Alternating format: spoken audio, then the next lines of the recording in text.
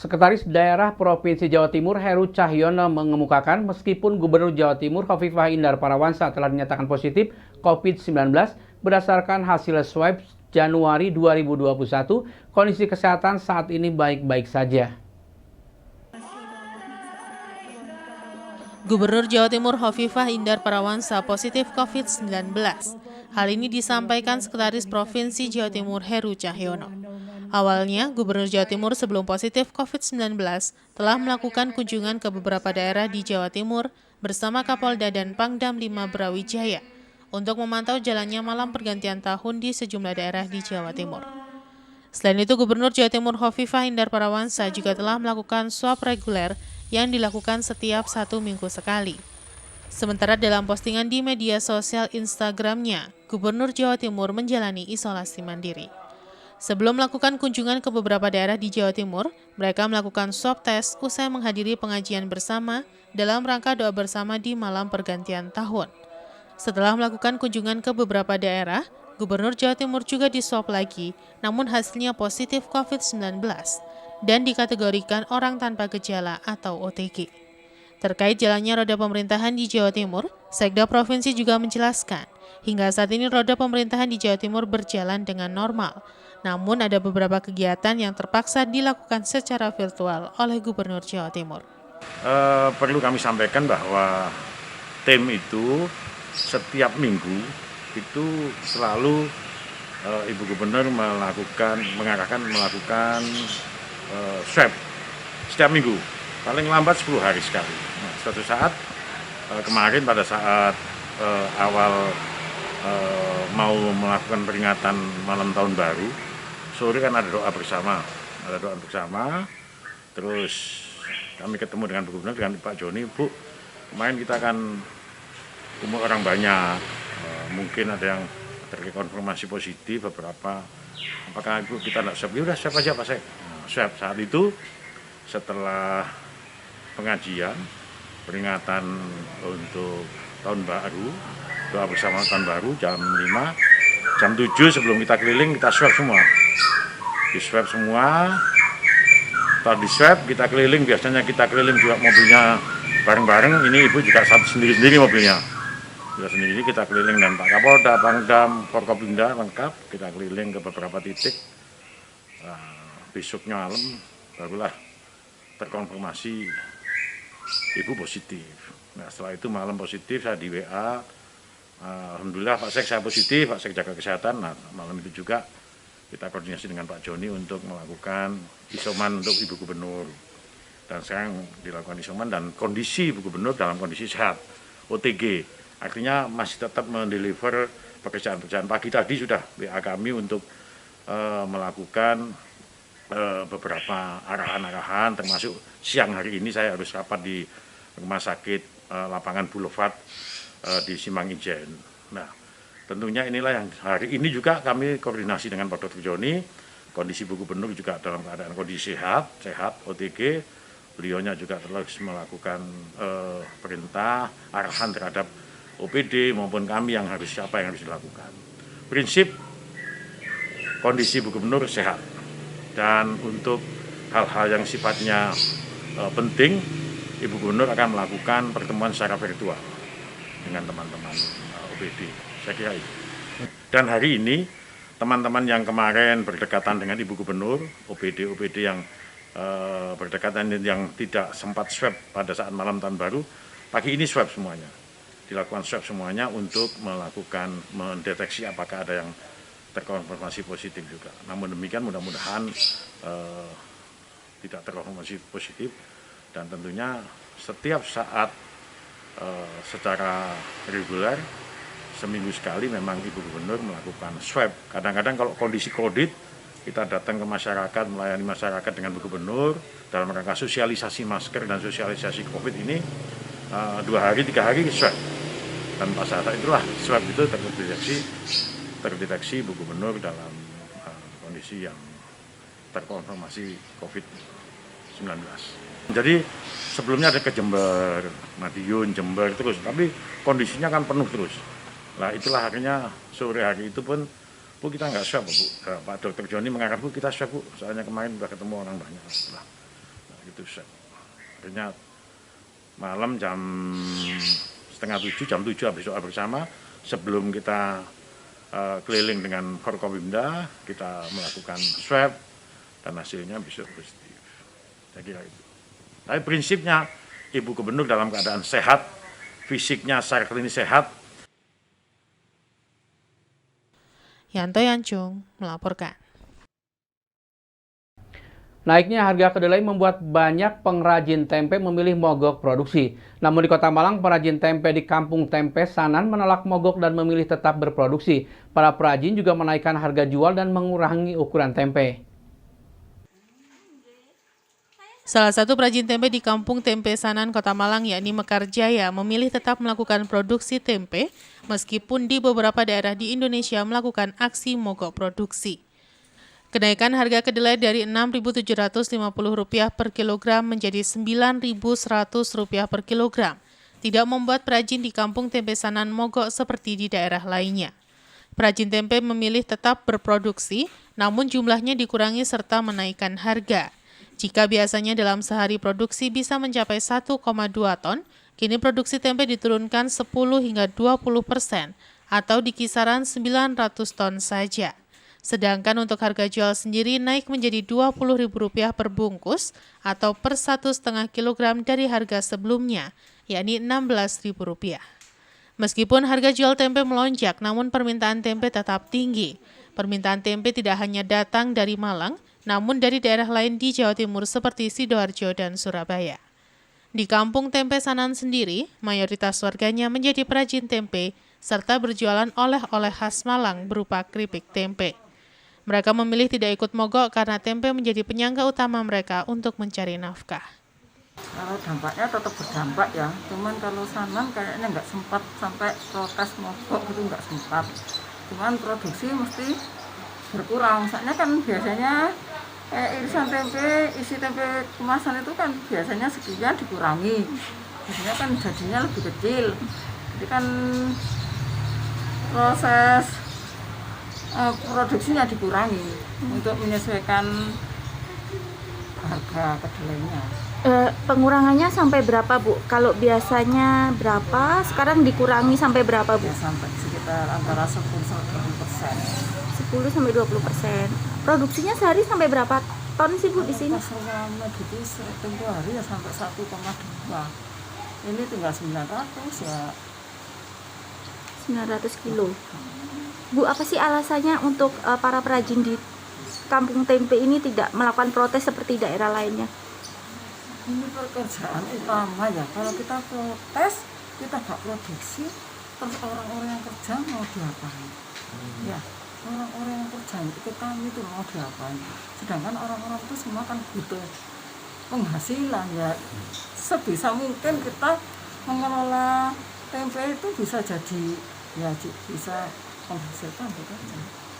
Berarti ini harganya tetap, namun lebih dikecil gitu, Bu ya? Dikecilkan aja.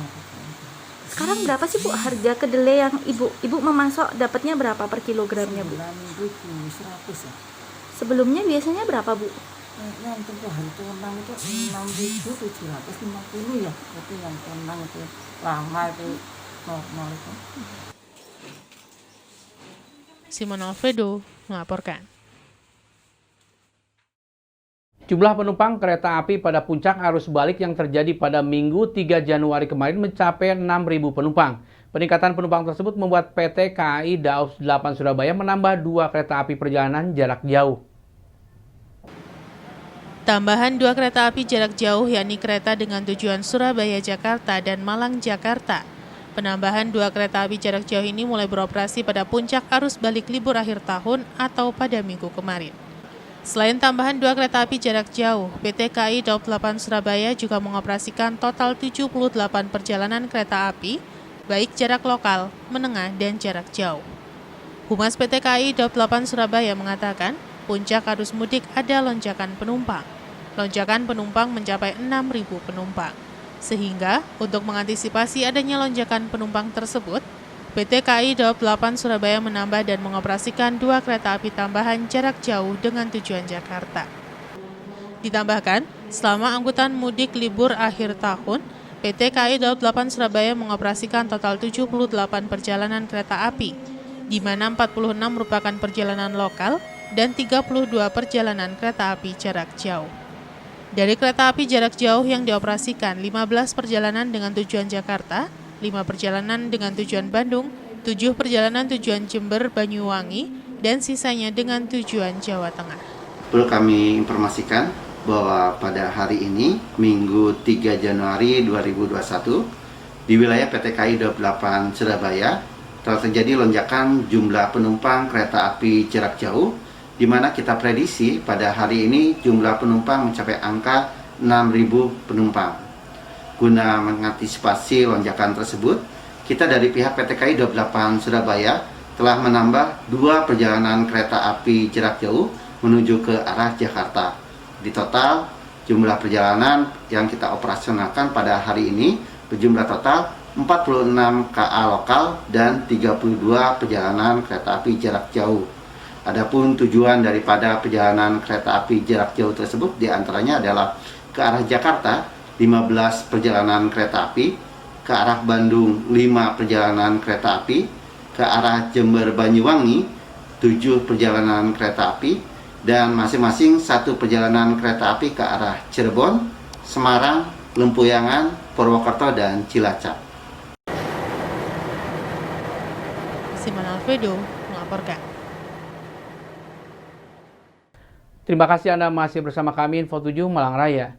Pasca diterbitkannya surat edaran kepala daerah baik gubernur maupun bupati wali kota terkait warga masyarakat berlibur ke suatu daerah di Indonesia harus mengantongi surat keterangan rapid test non-reaktif. Arus tiba maupun arus balik tempat wisata di Kota Batu nampak landai dan lancar. Seperti ini kondisi arus lalu lintas di sejumlah ruas jalan di kawasan wisata di Kota Batu. Kepadatan kendaraan di akhir libur tahun baru di sejumlah ruas jalanan di Kota Batu nampak lengah dan tidak terlihat adanya penumpukan kendaraan. Di Jalan Imam Bonjol, Kota Batu, di liburan sebelumnya sering terjadi penumpukan kendaraan keluar dari kawasan wisata di Kota Batu. Kini tak terlihat adanya kendaraan wisatawan yang memadati jalanan. Tidak hanya itu, seperti di Simpang 3 Pendem atau Jalan Insinyur Soekarno, yang liburan sebelumnya sering terjadi kemacetan karena imbas dari pertemuan kendaraan dari Surabaya dan Malang, kini juga landai dan lancar. Selain sering terjadi kemacetan, Simpang 3 Pendem merupakan titik temu kendaraan dari Surabaya dan Malang. Hanya terlihat petugas lalu lintas mengatur lalu lintas dengan memberlakukan buka tutup biasa. Menurut keterangan Kasat Lantas Polres Batu, sejumlah ruas jalan di wilayah Batu tidak ada kepadatan arus lalu lintas. Bahkan sejumlah jalan alternatif untuk masuk maupun keluar Kota Batu tidak nampak adanya kendaraan wisatawan yang melintas ruas jalan alternatif sebagai pemecah kemacetan. Tidak adanya kemacetan di sejumlah jalur wisata di Kota Batu, baik arus tiba maupun arus balik ini, terjadi sejak libur Natal dan Tahun Baru. Hal ini dilakukan sebagai upaya untuk mencegah terjadinya klaster baru penyebaran virus corona. Situasi arus lalu lintas di batas Kota Pendem pada umumnya relatif lancar. Pada arus balik Tahun Baru ini tidak ada peningkatan dan masih terkendali lancar, termasuk di batas kota Simpang 3 Pendem masih terpantau lancar dan anggota tetap melakukan pengaturan. Dan aktivitas kendaraan yang masuk maupun yang keluar dari wilayah Kota Batu masih terkendali, tidak ada antrian. Dan kita adalah barometernya di Simpang 3 Pendem. Jadi apabila Simpang 3 Pendem terjadi peningkatan, kita tetap menggunakan jalan alternatif lingkar utara maupun lingkar selatan. Sementara ini masih terkendali situasi lalu lintas di Simpang 3 Pendem. Sementara masih belum difungsikan karena tolak ukurnya adalah di Simpang 3 Pendem ini masih relatif lancar dan terkendali, tidak ada antrian, termasuk yang dari luar kota, Surabaya maupun dari arah Kediri masih terkendali, jadi tidak ada pengalian arus. Sementara masih normal dan one way di dalam kota tetap dipergunakan one way, sehingga arus lalu lintas tidak ada kepadatan maupun antrian panjang. Di keseluruhan di dalam kota wilayah Kota Batu tidak ada antrian dan sudah kami patroli di dalam kota maupun di jalan alternatif, tidak ada kepadatan maupun antrian, masih terkendali dan lebih rendah aktivitas dari hari-hari sebelumnya. lebih rendah dari aktivitas hari-hari sebelumnya, apalagi di malam tahun baru sampai akhir ini masih terkendali. Yanto Yancung melaporkan. Setelah mengalami longsoran beberapa waktu yang lalu akibat pondasi tergerus air, jalan antar dusun di wilayah Bendosari Pujon hanya bisa dilintasi roda 2. Padahal biasanya roda 4 mengangkut sayuran ramai yang melintas. Di sepanjang jalan tersebut juga terdapat beberapa titik tanah tebing rawan longsor.